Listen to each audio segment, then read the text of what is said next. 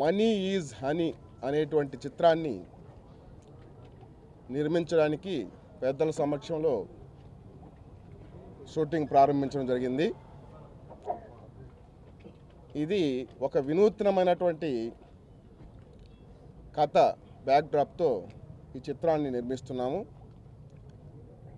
ముఖ్యంగా ఈరోజు సమాజంలో స్నేహితులు ఎలా ఉంటారు అంటే అందరూ కూడా స్వార్థపరులు కాకపోవచ్చు, నిస్వార్థమైనటువంటి స్నేహాన్ని మనం గమనిస్తున్నాము.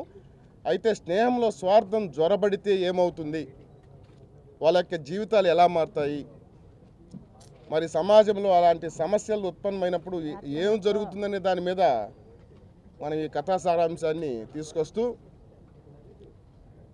ఒక వినూత్నంగా ఈ కథను తెరకెక్కించడం జరుగుతుంది. నా పేరు జనార్దన్ శివలంకి. నా మొదటి సినిమా ఇది.